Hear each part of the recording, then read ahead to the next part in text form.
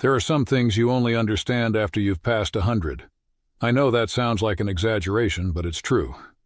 Robert Miller, 102 years old, living in a simple little house here in Havenwood, Ohio, where time seems to move slower than in the rest of the world. The afternoons have a certain weight to them here. The wind rustles the leaves of the old oak tree in the backyard like it's trying to tell me something. And I, sitting here in my rocking chair, just listen. I'm in no hurry anymore.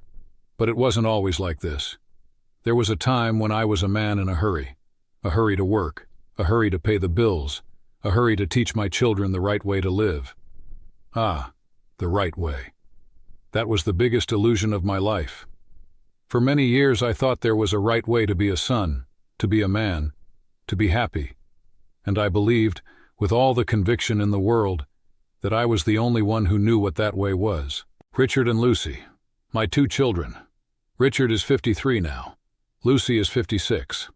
They grew up with me right here, in this same house, in this same backyard where the oak tree still stubbornly stands. I watched them learn to walk, to read, to dream. I was there for everything. Absolutely everything. Maybe too much. When Richard was about 10, he came to show me a drawing he'd made in school. A boat on the sea, with a sky full of colorful clouds. I looked at that piece of paper and, instead of saying how beautiful it was, I asked him if he'd finished his math homework. The boy put the drawing back in his backpack without a word. Today, when I remember that, I feel a tightness in my chest that doesn't go away easily. With Lucy it was different, but the same in essence. She was always a quiet, introspective girl who liked to read and keep to herself. And I, believing that the world belonged to the extroverts, kept trying to pull her out of her shell. I'd tell her she needed to smile more, dress better, be more outgoing, as if the way she was were a flaw that needed to be corrected. She put up with all of it in silence for many years. Too much silence. Time went on, and the kids grew up. Richard got married young, moved to Columbus with his wife and kids. Lucy stayed closer, but her visits became rarer and rarer. And when they did come, they had that air of obligation that hurts more than absence. You know when you're in a room with someone and you can feel they'd rather be anywhere else in the world? It was that. It was exactly that. For a long time I didn't understand what was happening. I'd call every day trying to see how they were, leaving messages, sometimes showing up unannounced. I thought I was being a present father. I didn't realize that, in their eyes, I was being a smothering father. There's a huge difference between presence and control, and it took me decades to learn it. The Christmas from 2 years ago was the turning point of my life. I had put in so much effort. I bought the ingredients ahead of time, called Mrs. Gable, who helps me around the house, and together we prepared a spread the likes of which I hadn't seen in a long time. Roasted turkey, cornbread stuffing, Grandma's mashed potatoes, pumpkin pie, everything Richard and Lucy had loved since they were kids. I wanted that Christmas to be special. I wanted them to feel that I was still here, that this house was still theirs, that I was still the father they had. They arrived. The grandkids came too, running through the yard, full of energy. For a moment it seemed like it was going to be beautiful. But I soon felt the mood. The conversations were short. The smiles didn't reach their eyes. Richard was on his phone for a good part of the time. Lucy helped set the table, but she was distant, as if her mind were somewhere else. After lunch, before the sun had even set, they started saying their goodbyes. I stood on the porch watching Lucy's car pull away down the gravel road, then Richard's car, and then it was just me, the oak tree, and a table full of food that nobody wanted to take home. I sat back down in my chair and stared at nothing for a length of time I can't measure. It could have been half an hour, it could have been all night. It was that night that the question hit me with all the force it deserved. A simple question, just 5 words, but it weighed a ton. What did I do wrong? And then a process began that I never expected. It wasn't fast, it wasn't easy, but it was honest. I started to remember scenes I had tucked away in the back of my mind, unwilling to see what they really meant. The time Lucy excitedly told me she'd gotten a new job and I, instead of celebrating, asked if the salary was good enough. The time Richard told me he was thinking of starting a small business, and I spent half an hour listing all the risks, all the reasons it could fail, without once saying that I believed in him. I pieced together these broken fragments one by one, like someone assembling a mosaic they don't want to see completed. I also remembered Lucy's graduation. She had finished her English degree, a huge accomplishment for her, and I, instead of just being present in that moment to celebrate, used the dinner after the ceremony to ask how she planned to use that degree to make real money. Her smile just wilted right there, in front of everyone, and I didn't notice at the time. Or I did notice and thought I was being realistic, preparing her for life, but I wasn't. I was stealing a moment from her that she would never get back. Because when the mosaic was complete, the picture was too clear to ignore. I hadn't just been a demanding father.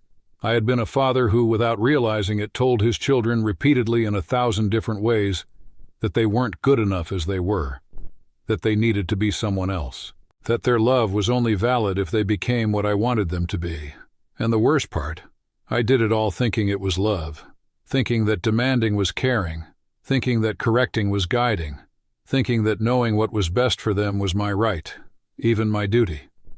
That night in Havenwood, with the silence of the house weighing on me, I understood that the love I had offered for decades had a condition attached, one I never said out loud, but that my children heard in every unsolicited piece of advice, in every criticism disguised as concern. The condition was, I love you if you become who I think you should be. And no child in the world can carry that weight forever. I stayed awake that whole night. The chirping of the crickets outside was the only sound, along with the distant bark of a dog down the street. Every now and then the wind would rattle the window and I'd jump, as if someone were arriving. But it was no one. It was just the wind and me, with my 102 years approaching, having to face a truth that most people avoid their entire lives. I had to admit that I was wrong. Not a small mistake, not a slip-up. I was wrong about what I thought was my greatest quality. I was wrong as a father. And that admission, which felt like an abyss as I faced it in that cold dawn, was actually the first step on a journey I didn't yet know I had the courage to make. But what I didn't know yet in that cold December dawn was that admitting my mistake was only the beginning. The hardest, and at the same time the most beautiful part, was yet to come. They say old folks don't change, that after a certain age your character is carved in stone and there isn't a chisel in the world that can reshape it. I believed that for a long time. I repeated that phrase to myself during many difficult moments, as if it were an excuse not to try. But I can tell you with all the certainty my 102 years have given me, that it's a lie. We change. We can change, as long as it hurts enough to make you truly want to.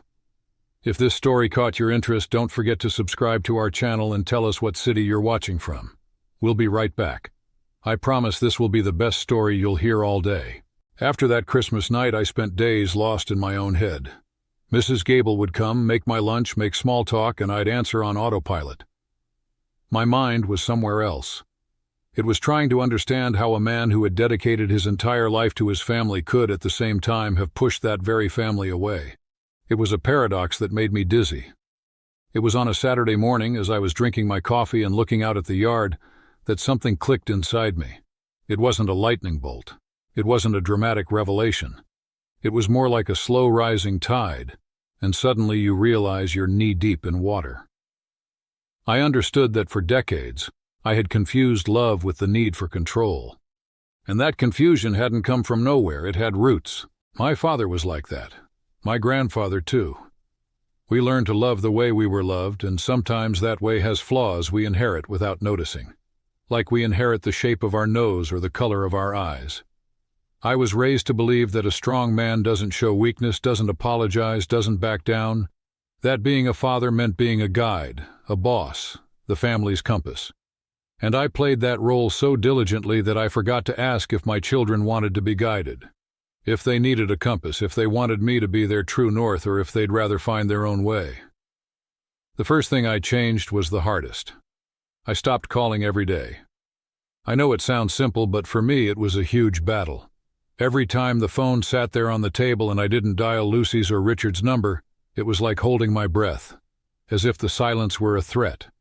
But I learned little by little that silence can also be respect. That giving someone space is a way of saying, I trust you. Lucy was the first to notice the difference. About 3 weeks later, she called me. It wasn't her birthday, it wasn't Christmas, it wasn't any special occasion. It was a regular Tuesday afternoon, with that Havenwood sun slanting through the kitchen window and warming the linoleum floor. She said she was going through a tough time at work, that she had a conflict with a colleague that was really weighing on her. And I did something I had never done before in my life. I just listened. I didn't give advice. I didn't tell her what she should do. I didn't ask if she had done this or that differently. I just stayed there, on the other end of the line, responding every now and then with an "I understand," or "That sounds difficult, honey." And when she finished talking, she was quiet for a moment and then said something that has been etched in my memory forever.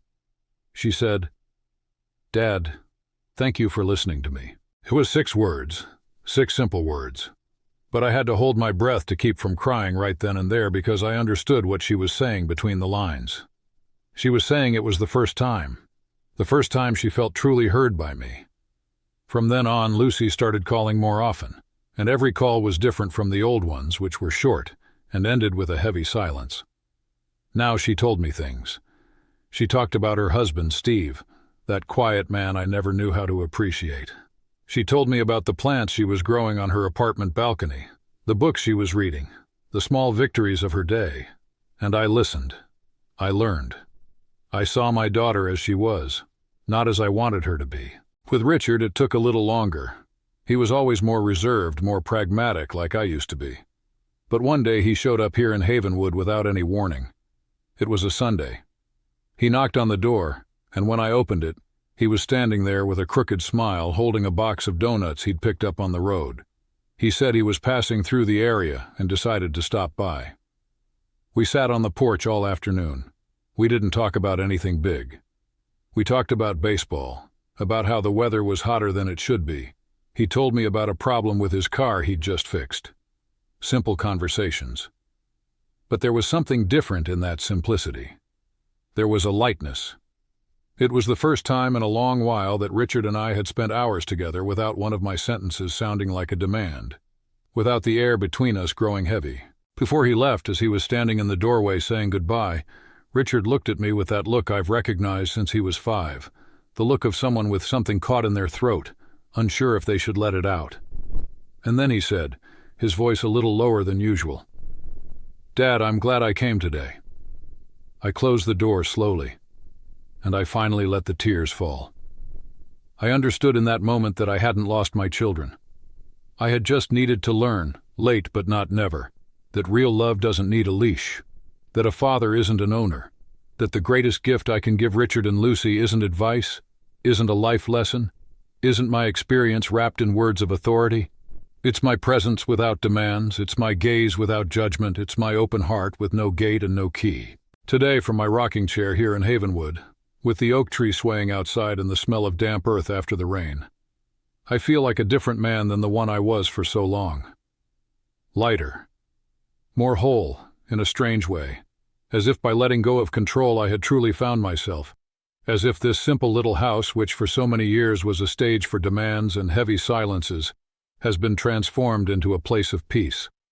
The same house, the same walls, the same yard, but a different man inside it. Lucy called me last week just to say she was thinking of me and that she loved me. Richard sent a picture of his kids running on a beach with the caption, "Family all together, miss you, Dad." I read that message 3 times, 4 times, as many times as it takes to store in my soul what it took me a lifetime to learn. Love isn't proven through demands.